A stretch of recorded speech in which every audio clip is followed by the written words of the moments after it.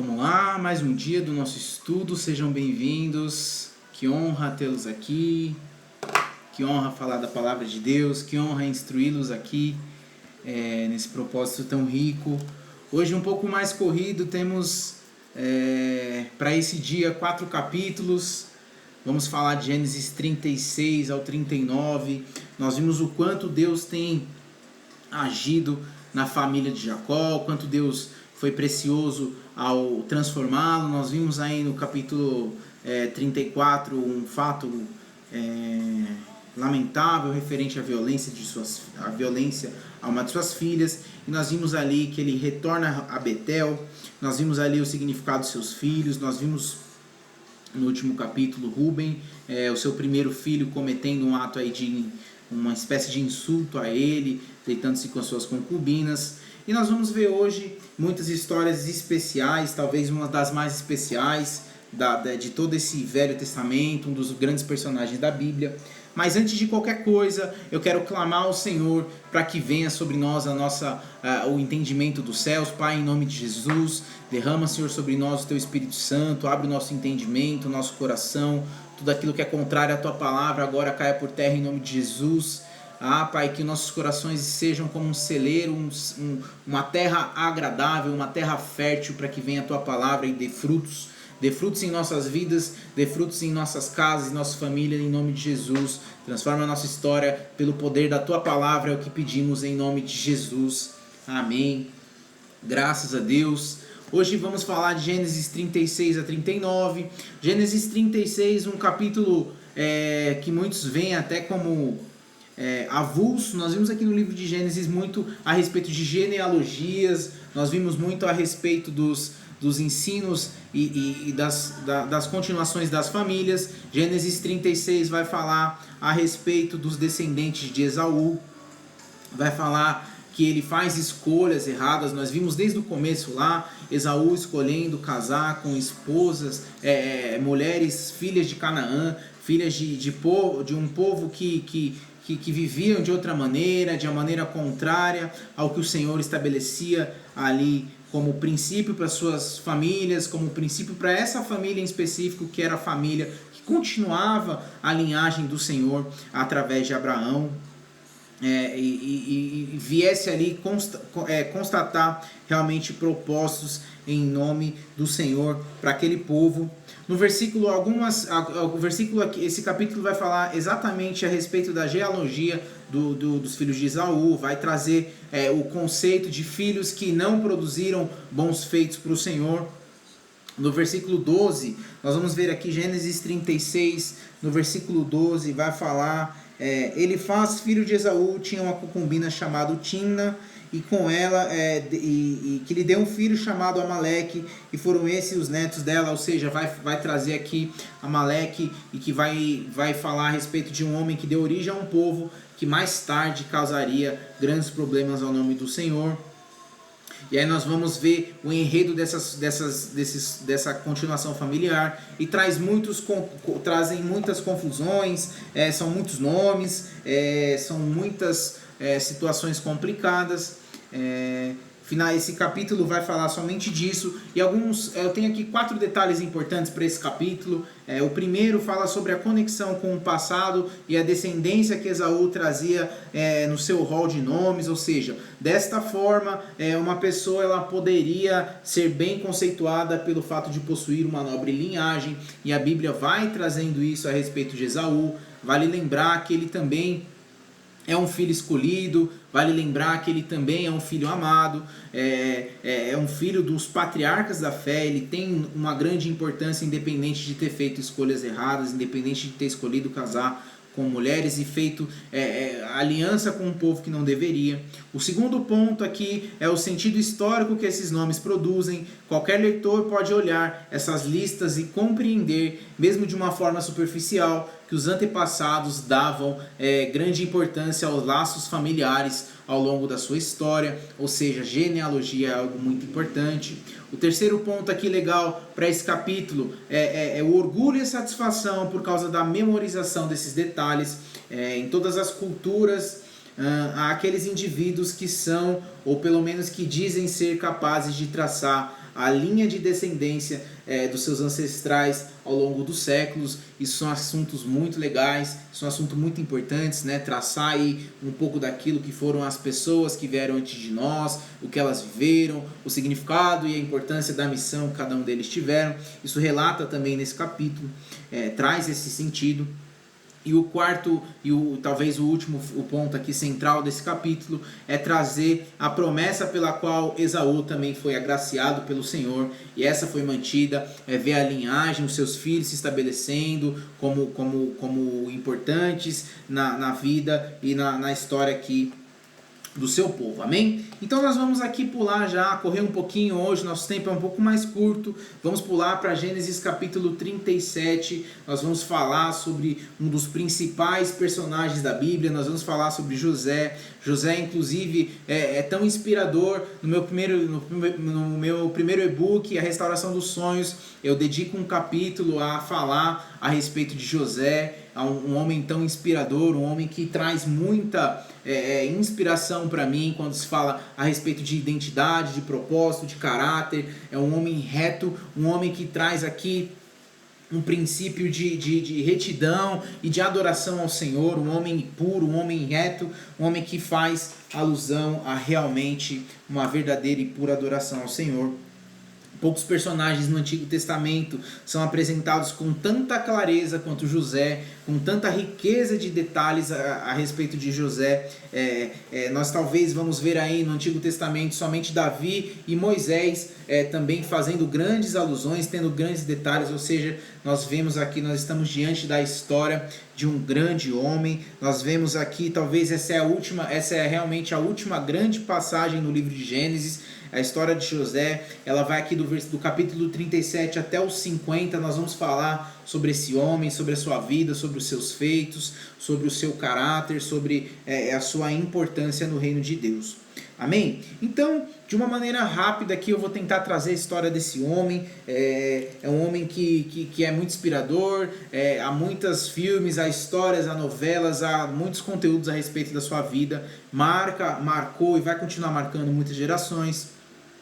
E Jacó habitou na terra das peregrinações de seu pai, ou seja, é assim que começa o texto dizendo aqui, vai dizer que ele volta para a terra de Canaã, ele volta para um lugar onde havia promessas sobre o seu povo, havia um sentido especial para ele estar naquele lugar. Aqui vai continuar falando a respeito das gerações de Jacó, vai falar que José ele foi o primeiro filho de Raquel, vale lembrar, Jacó foi o primeiro filho que a sua mulher amada, que a sua mulher escolhida o deu, o presenteou. Aqui José ele é apresentado com 17 anos no versículo 2.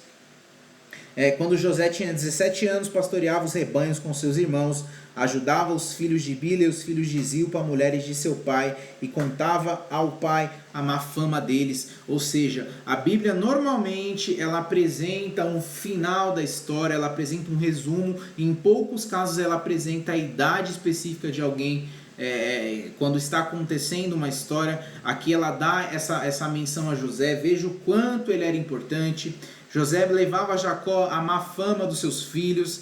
Em outras palavras, José era aquele famoso cagueta. Ele ia ali e falava a respeito das más ações dos seus irmãos. E isso também é o princípio, talvez um princípio para que os irmãos não gostassem dele, para que os irmãos criassem ali algo negativo referente a ele. Isso mostrava, por um lado, o compromisso, a retidão, a união que ele tinha a Jacó, mas mostrava também um princípio para que ele pudesse criar ali no coração dos seus irmãos algo contra ele. E vai dizer também que Israel, ou seja, Jacó, gostava mais de José do que qualquer outro filho, porque ele havia nascido em sua velhice, e por isso mandou fazer uma túnica longa e especial, e quando seus irmãos viram que o pai gostava mais dele do que de qualquer outro filho, odiaram-no e não conseguiram falar com ele amigavelmente. Nós vemos aqui se repetindo um erro que Jacó viveu durante a sua infância, durante a sua adolescência. Vale lembrar que os seus pais, Isaac e Rebeca, tinham predileções entre seus filhos. Um gostava mais de Esaú, outro gostava mais de Isaac, um gostava mais de Jacó. Perdão, havia aqui uma predileção e Jacó, ou Israel, traz isso para dentro da sua casa. Ele não aprendeu essa lição, ele traz isso para dentro dos seus filhos, ele traz isso para o relacionamento familiar e isso continua gerando grandes problemas. E vai dizer que ele fez uma túnica especial. A expressão hebraica pode referir-se a um artigo de vestuário com mangas longas, ou seja, era diferenciado o tratamento e os bens, ou seja, as roupas, tudo que dava, tudo que envolvia José era diferente, era especial. O importante aqui é que o manto era diferente na cor ou no formato e provavelmente bastante valioso, ou seja, José era tratado de maneira especial. E aí a Bíblia vai falar a respeito de um sonho, o modo como Jacó tratava o seu filho, o José desperta um sentimento negativo entre os seus irmãos, é um grande erro do seu pai, e mesmo no seu entusiasmo juvenil, José conta à família um sonho que ele teve, e embora esse sonho seja profético, ele faz com que seu irmão odiasse ainda mais. Um sonho profético não diz a respeito de algo específico para aquele momento. Sonhos proféticos podem falar a respeito de um tempo futuro, a respeito de uma situação futura, a respeito de uma revelação de Deus, a respeito de um aviso, de um conteúdo que Deus está dando ali para aquela pessoa, para se preparar, de uma certa forma avisando, prevenindo, dizendo o que vai acontecer. O versículo 5 diz: certa vez José teve um sonho e quando contou aos seus irmãos, passaram a odiá-lo mais ainda. E aí nós vamos ver aqui o enredo a qual José, um menino de 17 anos, um menino ainda ali atingindo a maturidade, um menino que não tem entendimento. Muitas vezes nós colocamos responsabilidade demais, independente de você ter ou não um chamado de Deus, você tem que buscar alcançar a maturidade. Paulo fala muito sobre isso, alcançar a maturidade para ter acesso às bênçãos que Cristo já nos deu. Aqui José demonstra essa imaturidade e vai colher os frutos disso. Obviamente ele chega aos seus irmãos, no versículo 6, ouçam o sonho que tive, estávamos amarrando os feixes de trigo no campo, e quando o meu feixe, ou seja, quando a figura que representa ele se levantou e ficou em pé, os seus feixes se ajuntaram ao redor do meu e se curvaram diante dele. E aí vai dizer aqui, esse sonho de José, ele mostra a proeminência que ele teria em sua família, ele mostra o seu papel de liderança, ele mostra ali o seu favoritismo, ele mostra que ele foi realmente separado, que ele estava sendo separado para um propósito, que ele estava sendo separado por Deus. José e seus irmãos, ou seja, o primogênito era o mais importante na sociedade em que eles viviam. O sonho de José, ele não insultou somente aos seus irmãos, ele insultou também, ele virou ali um insulto para a própria família, para toda a família, que já não gostava muito dele, que já não se dava muito bem com ele. Agora tinha mais um motivo, agora tinha mais um porquê para viverem ali um contexto de muita mágoa com José. Então a história vai continuar dizendo aqui que José depois teve outro sonho e contou aos seus irmãos: tive outro sonho, desta vez sol e lua e 11 estrelas se curvaram diante de mim. Quando contou ao pai e aos irmãos, o pai repreendeu e lhe disse: que sonho foi esse que você teve? Será que eu, a sua mãe e os seus irmãos viremos a nos curvar até o chão diante de você? E assim os irmãos tiveram ciúmes dele. O pai, no entanto, ficou refletindo naquilo. Aí vai mostrar um novo conflito, uma nova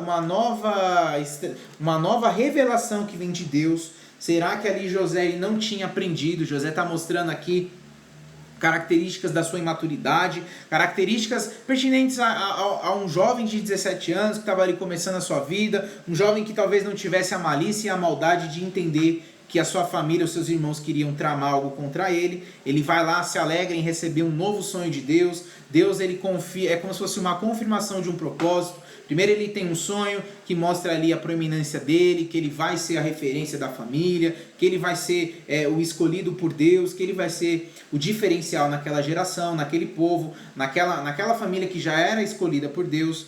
E aí ele conta o sonho. Os irmãos não aceitam, ninguém gosta, eles tratam aquilo com mais desprezo ainda referente a José, e mesmo assim Deus dá outro sonho a ele, ele na sua inocência vai lá e voltam a falar a respeito disso. Os irmãos eles passam a fomentar ainda mais o ódio contra José. As 11 estrelas aqui representam os seus irmãos, ou seja, Deus estava mostrando que sim, os irmãos vão se curvar perante ele. Nesse trecho aqui a gente vê que até o pai começa a se sentir insultado diante disso, até o pai começa a colocar a sua vaidade, o seu orgulho, o seu ego diante de José, diante desses sonhos, diante desse propósito que Deus está derramando. Ele podia ter contado a respeito de seu sonho com mais cuidado, isso é um fato, José poderia ser mais prudente, mas em contrapartida nós colocamos aqui a imaturidade pertinente à vida de José, à idade de José. Ele tinha só 17 anos, a gente começa a entender que não daria para cobrar tanto. Deus estava se revelando a ele, Deus estava colocando um propósito gigantesco nas mãos desse menino. Não dá para cobrar que ele fosse mais cauteloso. Talvez os seus irmãos, o seu pai, os seus irmãos manifestavam essa inveja. O seu pai guardou ela no coração, o seu pai guardou ela ali no íntimo. E apesar de a princípio ele ter interpretado as palavras de seu filho como uma afronta, Jacó considerou os sonhos de José fossem um claro anúncio de Deus. Dá para lembrar que Jacó teve sonhos, Deus se revelou a ele em sonhos, Deus se fez presente a ele em sonhos, e então ele sabia que Deus estava se manifestando ao seu filho. A continuação da sua linhagem viria a José, por intermédio de José. E aí os irmãos vão seguindo a vida dele, eles vão seguindo a vida ali no campo. Vale lembrar que esse era o costume da época, então José ele ajudava, ele contribuía com seu pai naquele enredo, ele contribuía com sua família. E aí vai dizer que eles estavam no campo e o pai pede para que José vá curiar, vai por ordem do seu pai, trazer notícias de como eles estão lidando, de como eles estão trabalhando, de como eles estão conduzindo essa situação toda. E aí no versículo 17 nós vamos ver aqui o desenrolar dessa maravilhosa história. Nós vamos ver que aqui que José, ele encontra um homem no meio do caminho e ele pede uma instrução. Ele pergunta se por algum acaso esse homem teriam visto os seus irmãos. E ele responde que eles já partiram daqui. Eu os ouvi dizer, vamos para Dotã. Aqui o varão anônimo aqui que aparece aqui como citado na Bíblia, ele vem trazendo uma ajuda a José, ele vem trazendo um alento, ele traz aqui, ele aparece como homem. Nós colocamos aqui a figura da pessoa certa, mas no lugar certo, e a pessoa foi uma pessoa escolhida ali para trazer um socorro a José. Ele traz um anúncio, ele traz uma direção, mas entretanto, da maneira que acontece, a jornada termina em desastre. Dotã está localizada a aproximadamente 16 quilômetros ao norte de Siquém, era onde eles estavam, e aí eles começam a tramar. O versículo 18 diz que eles viram José de longe, a túnica de José permitiu que os irmãos reconhecessem, ou seja, ele era totalmente diferente, ele era aquele cara que de longe você já sabia quem era, de longe você já notava, de longe você sabia que José chegou, até mesmo pela beleza, pela grandeza da sua roupa, da sua túnica. E aí no versículo 19 e 20, eles começam a tramar algo tenebroso contra José. A palavra de Deus nos diz assim, versículo Gênesis 37, 19 e 20, a palavra de Deus vai nos dizer o seguinte: lá vem aquele sonhador, digam uns aos outros, é agora, vamos matá-lo e jogá-lo num desses poços, e diremos que um animal selvagem o devorou, veremos então o que será dos seus sonhos. Lá vem aquele sonhador, lá vem aquele sonhador. Olha que tristeza ouvir isso de uma família, olha que tristeza dizer isso dos seus irmãos. O problema central aqui não era o sonho de José, não era o sonho a qual Deus deu a José. O problema maior era que os seus irmãos não tinham seus próprios sonhos. E aí eles começam a questionar o sonho de José. Muitas vezes na sua vida, pessoas ao seu redor vão enxergar esses mesmos conflitos em relação a você. Quando Deus começa a te dar um sonho, quando Deus começa a te dar talentos, quando Deus te dá uma missão, um propósito, e você começa a lutar por eles, você começa a acreditar, você começa a dar vida a eles, as pessoas começam a questionar e colocá-lo como um louco, como um sonhador, como um lunático, como aquele que abandonou tudo em nome de Cristo e agora de repente só vive para a glória de Deus e só pensa em Deus. Esses irmãos são essa figura de pessoas que não sonham e querem destruir os sonhos alheios. Eles começam a querer destruir os sonhos de José, eles começam a destruir a vida do próprio irmão. E aí no versículo 21, olha só, a figura de um resgatador sempre vai estar presente em todos os momentos. Deus sempre coloca, Deus sempre levanta a figura de um resgatador. E aí nós vamos ver agora aqui no versículo 21, vai dizer que quando Rúben, ou seja, o irmão mais velho, o primeiro irmão, o irmão que talvez fosse o mais interessado em destruir José por questões de linhagem, por questões de preferência, agora ele ouviu. Vale lembrar que lá em Gênesis capítulo 35, nós vimos ele confrontando Jacó, Rúben confrontando seu pai com uma atitude de ir lá se deitar com uma das suas concubinas, porque José então havia nascido, e José e Benjamim já eram filhos preferidos do seu pai, aquilo era uma afronta para ele. E agora Rúben aparece como um resgatador. O versículo 21 diz que quando Rúben ouviu isso, tentou livrá-lo das mãos deles, dizendo: não lhe tiremos a vida, e acrescentou: não derramem sangue, joguem-no naquele poço no deserto, mas não toquem nele.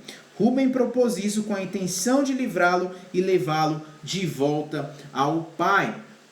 Apesar disso, Rúben interferiu no plano para que tentassem poupar a vida de José. Essa atitude contrasta com a sua atitude pecaminosa lá atrás. Não derramem sangue, ou seja, Rúben planejava resgatar o seu irmão. Ele não queria a morte do seu irmão, ele não queria trazer essa tristeza. O primogênito de Jacó, provavelmente motivado pelo amor ao seu pai e pelo desejo de facilitar, de reconstruir aquele relacionamento que havia sido destruído por intermédio dos seus próprios erros, agora queria honrar a família, queria honrar o pai, queria honrar essa atitude. Então ele queria fazer algo bom, ele queria fazer algo proveitoso, ele não queria ver a destruição do seu irmão. Depois que Rúben convenceu seus irmãos a matarem, ele partiu. A não matarem, quer dizer, ele parte, ele vai embora. E aí a Bíblia vai nos continuar dizendo: chegando José, versículo 23, seus irmãos lhe arrancaram a sua túnica longa e arrancaram-no e jogaram no poço que estava vazio e sem água. Ao arrancar a túnica de José, os irmãos deixam claro que aquela vestimenta, ela lhes causava ódio, lhe causava inveja. Assim, eles não queriam que José permanecesse com ela na hora de sua morte. Eles queriam tirar tudo aquilo que levasse honra, que produzisse de uma certa forma honra a José. Eles queriam destruir por completo.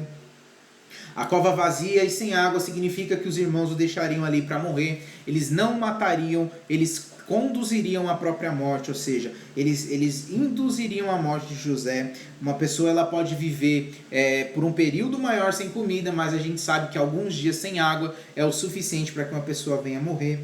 E aí no versículo 25 a gente vai ver tamanho era a covardia desses irmãos. Vai dizer aqui que no versículo 25, ao se assentarem para comer, viram de longe uma caravana de ismaelitas que viriam de Gileade. E seus camelos estavam carregados de especiarias, ou seja, eles fizeram tudo isso, tramaram tudo isso e sentaram-se para comer. Olha que absurdo, a gente não viu essa frieza nos irmãos, a gente não viu essa frieza em nenhum conflito na Bíblia, nem mesmo quando Caim mata Abel, ele tem tamanha frieza. Vale lembrar que quando ele mata Abel, logo de imediato o Senhor já aparece, logo de imediato o arrependimento dele já fica ali aparente, a gente já vê ali uma situação de desespero. Aqui nem isso os irmãos têm. Vale lembrar tamanha frieza desses homens. E aí aparece Judá no versículo 26, dizendo aos seus irmãos o que eles ganhariam se matassem, por que eles não resolvem vender. E aí Judá aparece com a figura daquele que vende o que é sagrado, que vende o sagrado, que vende aquilo que Deus traz como princípio. Nós vimos aqui que eles venderam José. A Bíblia vai nos dizer aqui, vamos vendê-lo, não trocamos ele, afinal ele é nosso irmão. E quando os mercadores, no versículo 28, de Midian se aproximaram, seus irmãos tiraram José do poço e o venderam por 20 peças de prata. Nós vimos aqui que eles venderam José por um preço menor do que os escravos eram vendidos. Os escravos na época eram vendidos por cerca de 30 moedas de prata, as mesmas moedas que lá na frente Jesus também foi comprado. Jesus foi comprado como escravo por 30 moedas, esse foi o preço pago, e eles venderam José por menos ainda do que um escravo. Eles venderam por menos, eles venderam por 20 peças de pratas. Olha que absurdo. E aí vai aparecer a figura do resgatador mais uma vez. Então Rúben, ele volta, e quando ele vê que os irmãos, quando ele vê que o plano deles de tentar resgatá-lo não deu certo, ele rasga suas vestes, é o que diz o versículo 29. Quando Rúben voltou ao poço, viu que José não estava lá, rasgou suas vestes, e voltando a seus irmãos, disse: o jovem não está mais lá, para onde irei agora? Ou seja, ele rasga suas vestes. Isso era uma demonstração comum de profunda consternação. A dor de Rúben era um sentimento genuíno, era muita aflição em relação ao que seu irmão mais novo estava acontecendo, ou seja, ele se sentia culpado por não poder proteger o seu irmão. E aí os irmãos de José, eles tramam um plano, eles sujam a túnica com o sangue de um animal e levam ao seu pai, para que cause um grande luto, para que eles, na cabeça deles ali, eles pudessem agora ser amados, ser honrados por esse pai. Agora toda a inveja deles, tudo que eles causaram, tudo que eles tentaram de uma certa forma causar ali, tramando a morte do seu irmão, eles pensavam que ia melhorar a situação dele. Talvez o pai esquecesse de tudo isso e seguisse a vida, mas pelo contrário, o pai chora, sofre o luto, não quer saber de ninguém. E isso traz ainda mais amor, mais admiração de Jacó por José. Ou seja, o plano deu errado e eles sofrem com isso. E no versículo 37 e 36 vai nos dizer a respeito de quem foi o comprador e qual o destino que tomou José. O Egito, ou seja, nesse meio tempo, versículo 36, o Egito e os midianitas venderam José a Potifar, oficial do faraó e capitão da sua guarda. Potifar significa que pertencente ao sol, é um nome egípcio. Ele era um oficial, em algumas traduções, em alguns textos vai relatá-lo ele como eunuco, ou seja, capitão da guarda do rei. Eunucos são pessoas que viviam para propósitos específicos, não eram pessoas que viviam de uma maneira normal, para um casamento, para uma família. Eram pessoas que não tinham essa motivação entre homem e mulher. Eram homens e mulheres separadas para propósitos maiores, para um sacerdócio, por exemplo. Talvez ele fosse encarregado de guardar o palácio ou o harém do próprio faraó. Em todo caso, Potifar, ele demonstra aqui a figura de uma pessoa que possuía um cargo importante na corte real do Egito. E aí nós vamos ter uma interrupção interessante na história. Nós vamos ver aqui a história de Judá e Tamar. Embora algumas pessoas considerem a história de Judá e Tamar uma intromissão desnecessária no próprio contexto da história de José, ela, pelo contrário, ela nos faz um encaixe perfeito nesse fluxo aqui dessa narração da história de José. Primeiro texto, ele nos fornece um atordoante contraste entre a moral de Judá e a moral de José. Ele vai comparar o que é e o que é o que era o padrão de José e o que era o padrão dos outros filhos. Depois a história de Judá, ela vai ilustrar a desintegração da família de Jacó. Ele vai ver que os filhos de Jacó, eles venderam José. Agora Judá, ele se casa com a mulher de um povo que não deveria, começa a estabelecer alianças com o povo de Canaã, ou seja, com as mulheres cananeias. Ele tem relações sexuais aparentemente com uma prostituta, ou seja, ele começa a se corromper totalmente. Esse processo continuasse provavelmente a família de Jacó. E a promessa de Deus para essa linhagem, ela se tornaria, teria acabado, ou seja, eles viveriam iguais ao povo de Canaã. E o fato aqui, importantíssimo nessa história, é revelar a respeito da linhagem do Messias, é revelar a respeito da linhagem de Jesus, ou seja, nós vamos ver que através de Judá, essa prova de misericórdia, de graça de Deus aqui sobre a vida de Judá é um claro sinal que Deus continua agindo, sempre agiu com a sua graça e misericórdia. A história de Judá e Tamar é muito interessante. Nós vamos ver aqui que ela se resume basicamente em Judá. Ele começa aí, os filhos de Jacó eles vão embora. Começa por Simeão, começa por Levi, os filhos mais velhos, eles vão embora. E aí eles começam a se misturar. Então aqui a história vai se desenvolvendo. Judá ele toma para si uma mulher cananeia. E aí dessa relação com essa mulher nascem os seus 3 filhos. No versículo 5 vai falar sobre o nascimento desses filhos. Vai nos dizer aqui a respeito dos seus filhos, ou seja, Onã e Selá. Os seus 3 filhos nascem. Judá, então, ele se une à mulher cananeia, ele passa a viver com o povo cananeu, povo que tinha totalmente os costumes ao contrário ao povo do Senhor. E aí no versículo 8 vai nos dizer aqui: então Judá disse a Onã, case-se com a mulher do seu irmão, ou seja, versículo 6, antes deixa eu voltar, Judá ele se casa com a mulher cananeia, ele continua tendo esses princípios, os filhos também se casam com a mulher cananeia. Judá ele permite que ele também se case com seus filhos, seu filho mais velho Er se case com Tamar, ou seja, uma mulher cananeia, totalmente ao contrário ao que antes o próprio Senhor estava determinando a linhagem do seu povo. E aí ele permite essa mistura do seu povo. E aí no versículo 7, o Senhor não julgou a mulher de Canaã, a mulher de Tamar, com o seu nome Tamar. Em seguida, em vez disso, julgou o seu filho Er, o seu primogênito, que era mau aos olhos do Senhor. Olha o que aconteceu. Judá escolheu a mulher e eles se casaram. O versículo 7 vai dizer que, mas o Senhor reprovou a conduta perversa de Er, filho mais velho de Judá, e por isso o matou. Então Judá disse a Onã, case-se com a mulher do seu irmão, cumpra suas obrigações de cunhado para com ela e dê-lhe uma descendência a seu irmão. Mas Onã sabia que a descendência não seria sua, assim toda vez que possuía a mulher do seu irmão, derramava o sêmen no chão para evitar que seu irmão tivesse uma descendência. E o Senhor reprovou o que ele fazia e por isso o matou também.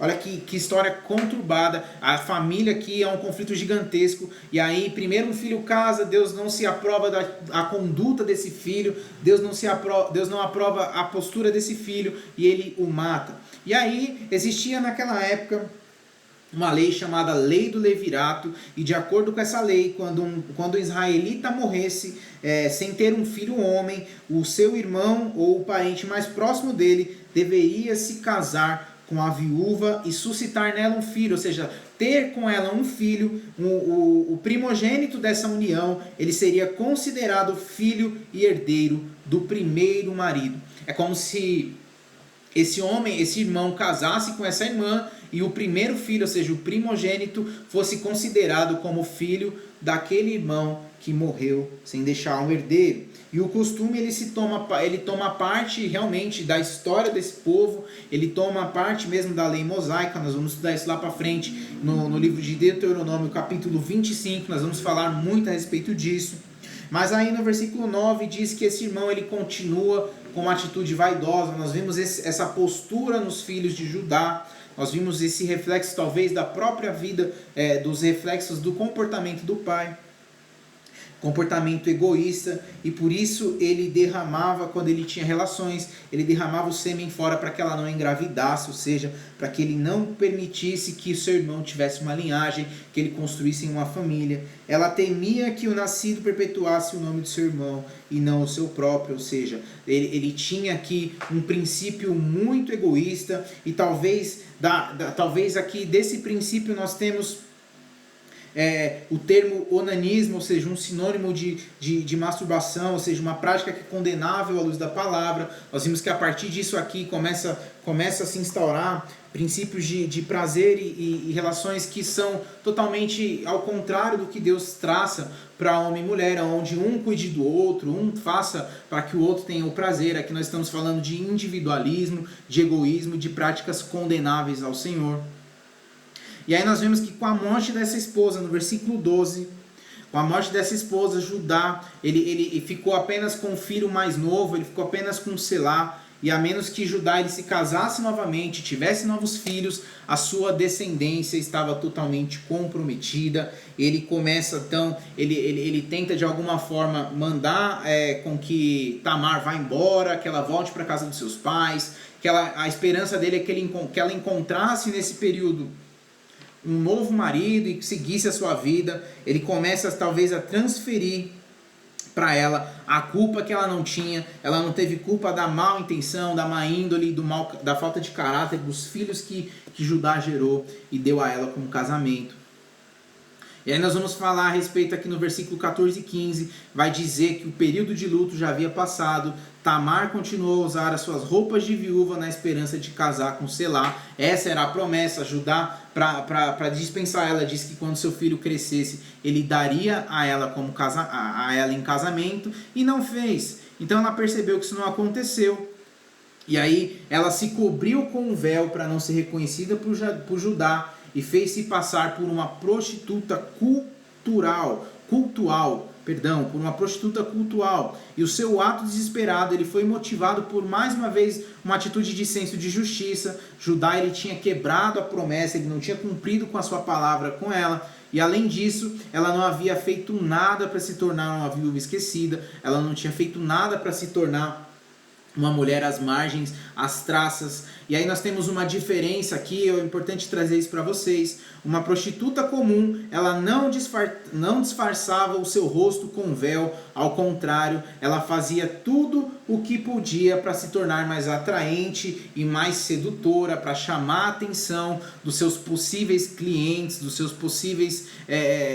possíveis homens que viessem a querer ter relações com elas. Entretanto, aqui é muito importante dizer isso, nós estamos falando aqui a respeito de um povo que vivia e cultuava deuses, tinham costumes deuses como Baal, deuses como Astarote, que faziam cultos, e esses cultos, essas adorações envolviam muitas ações sexuais. Aparecem aqui nesse povo o conceito de prostitutas cultuais, ou seja, que eram separadas para esses atos, para esses momentos, para esses pactos, para esses momentos de adoração a esses deuses. Uma prostituta comum, como eu disse aqui, ela não tinha por que se disfarçar. Entretanto, uma prostituta cultual, ou seja, que viviam para esses princípios, ela escondia o seu rosto, ela era um meio de manter um mito que enlace, como se fosse assim, uma história de um enlace sexual, mas trazendo para como se fosse um culto realmente, como se fosse um momento de adoração a esses deuses. E Judá começa a viver em meio a esse povo, então ele entende esse princípio, ele entende isso e ele não desconfia em momento algum.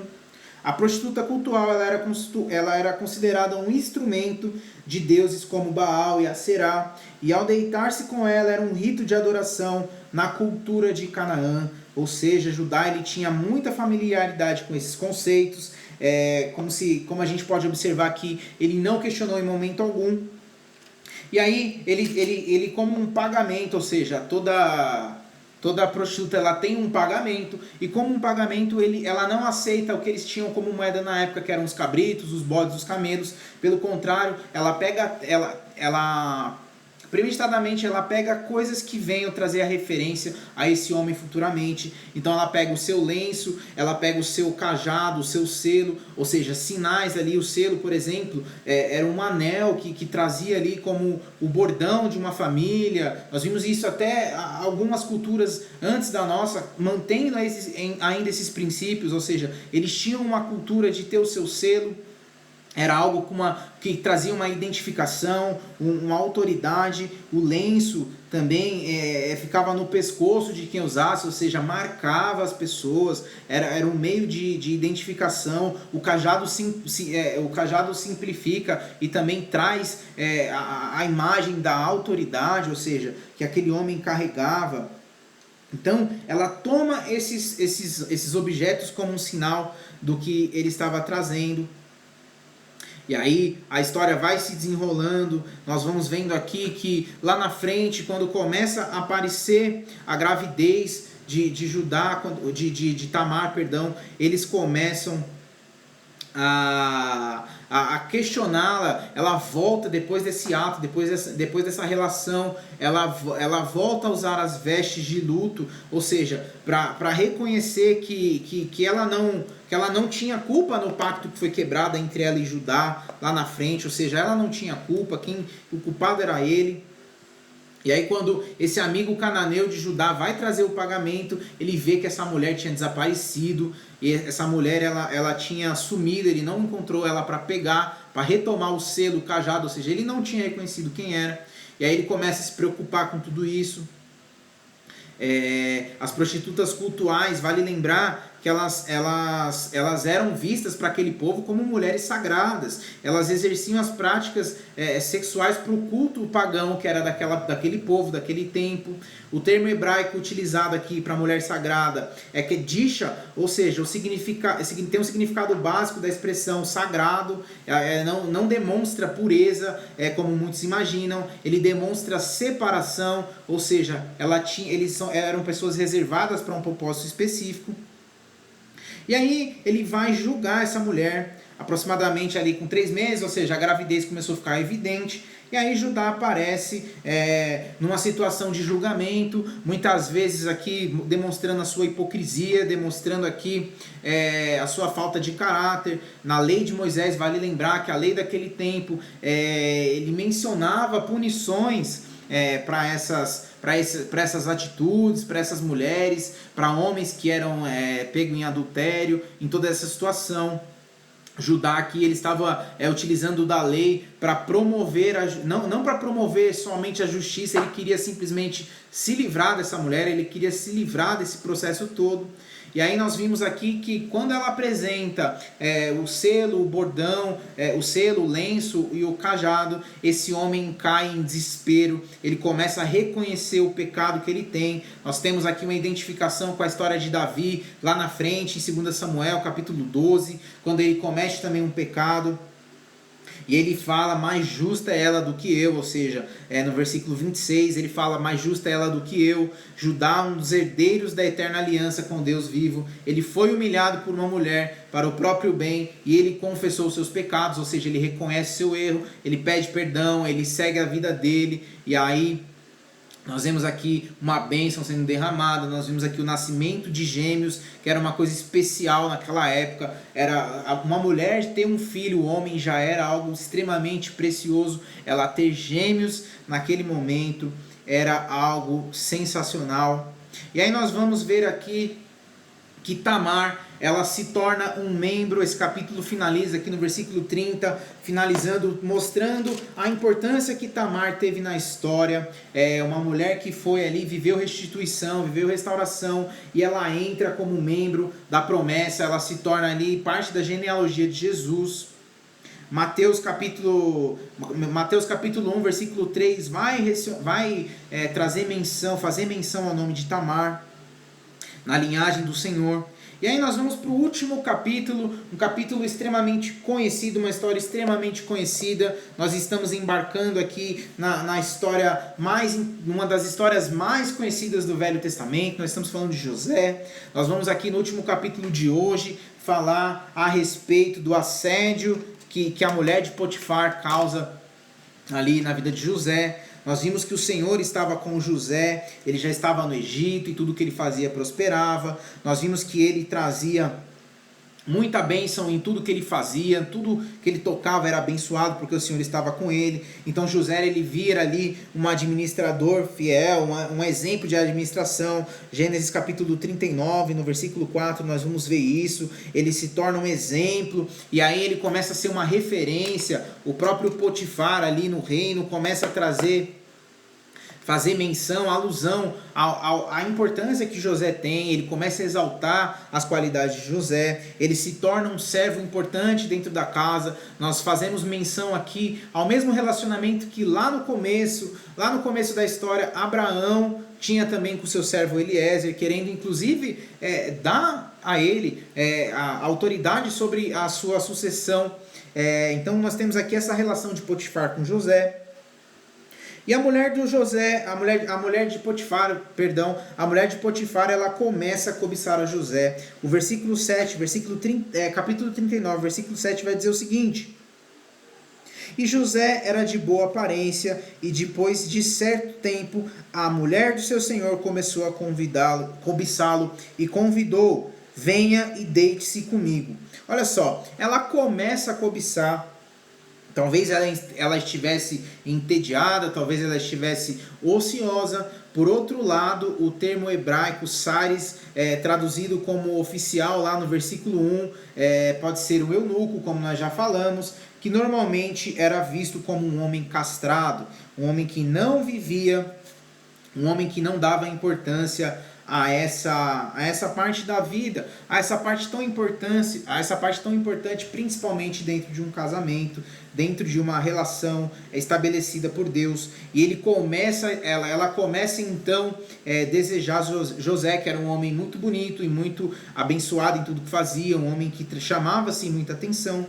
Então, se fosse realmente Potifar um eunuco, isso poderia explicar a atitude da sua esposa, mas a interpretação que é aceita aqui por nós é que ele era apenas um marido ausente, um marido desatento. E aí nós vemos também aqui o mais importante, que é a resposta de José. José, porém, recusou, é o que diz o versículo 8. José, ele exemplificou o mais alto padrão moral. A frase o Senhor estava com ele, que a gente vai ver acompanhando, é algo que marca a sua história, que marca a história dos homens de Deus, que marca e que é usada de forma recorrente, ou seja, ajuda a explicar a bondade e a integridade de José. Deus estava com ele, isso ajuda a explicar totalmente as suas atitudes e o que ele vivia. A presença poderosa de Deus em sua vida o ajudou a resistir às tentações. Muitas vezes nós olhamos e nós pedimos: Deus, é muito difícil recusar as tentações. A palavra de Deus diz que não sobreveio sobre nós nenhuma tentação que fosse humana, ou seja, nós podemos vencer, nós podemos superar as dificuldades e as tentações. Basta somente um segredo, que é clamar pela presença de Deus. Quanto mais nós temos da presença de Deus em nossas vidas, menos nós temos do velho homem, menos nós temos das tentações, menos nós temos dos nossos velhos e corruptivos comportamentos, menos nós temos e nós damos chances ao pecado. No versículo 9 e 10 ele questiona: pecaria eu contra Deus? José, ele não permanece fiel somente aos seus princípios éticos e morais, como também ele mostra que ele não, embora ele esteja inserido dentro do contexto da sociedade egípcia, ele não faz parte daquela cultura, ele não se mistura. Nós vamos ver lá no livro de Daniel grandes exemplos de homens de Deus que viveram grandes milagres por não se misturarem. E a mulher de Potifar aqui, então, ela se sente, ela é desprezada, ela se sente indignada, ela fica nervosa, ela fica revoltada com isso. Isso causa um grande problema, porque ela, em uma outra situação, quando eles estavam a sós, ela tenta novamente José, mas aí o intuito dela não é mais deitar-se com ele, e sim provar ou manchar a honra dele. Ela rouba a túnica dele, ela rouba a capa dele.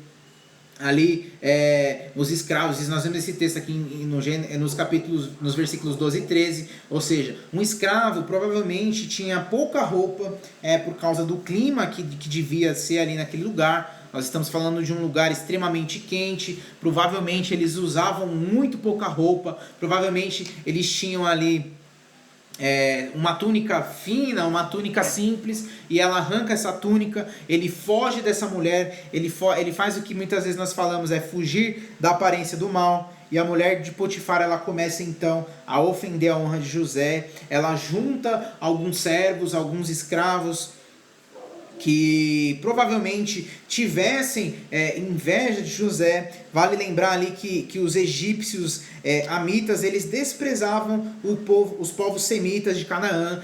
Havia um embate ali genealógico, eles tinham muita inveja desse povo, porque era um povo abençoado por Deus. Então ela chega a pessoas que já não tinham uma admiração por José, que já tinham uma certa inveja. Normalmente isso acontece em nossas vidas também, quando alguém se levanta para caluniar, quando alguém se levanta para ser instrumento de Satanás na sua vida, ou seja, quando alguém se levanta para falar mal de você, para fazer mal a você, quando alguém se levanta contrário aos propósitos de Deus, provavelmente essas pessoas se juntam com pessoas que têm acesso a você e que gostariam de estar talvez no seu lugar, de fazer as suas coisas, de ter a bênção que você tem, os seus talentos, o seu dom e até mesmo a sua relação com Deus. Então pessoas se unem com outras pessoas para fazer mal e falar mal com você. Muito provavelmente essas pessoas não se uniriam, isso não aconteceria, isso não daria certo se essas pessoas fossem em busca de pessoas que não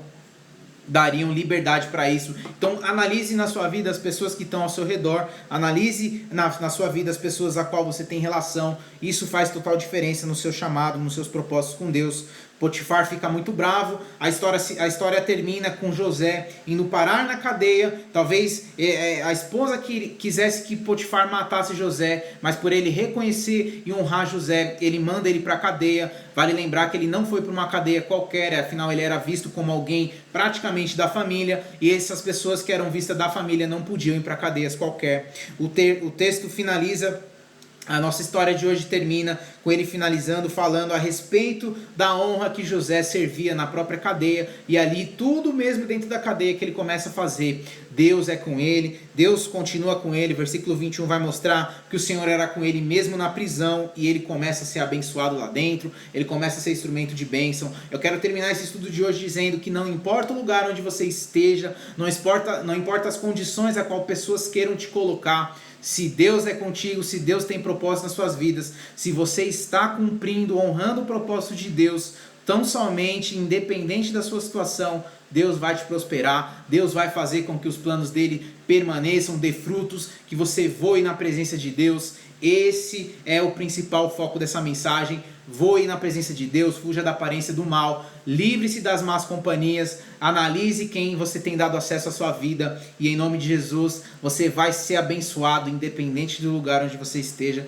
porque Deus é fiel. Amém? Esse foi mais um dia do nosso estudo bíblico. Que honra, glórias a Deus. Chegamos ao final, 4 capítulos hoje, um pouco mais corrido. Amanhã voltamos com mais 3 capítulos, tem mais vídeo. Fiquem na paz, Deus abençoe. Me ajuda a chegar em outras pessoas, continua compartilhando, continua aí enviando esse vídeo para que outras pessoas também possam estar aqui no nosso canal todos os dias participando e aprendendo um pouco mais da palavra do Senhor, o conhecendo de perto. Em nome de Jesus, Deus abençoe seu dia, fica na paz e com o amor de Cristo.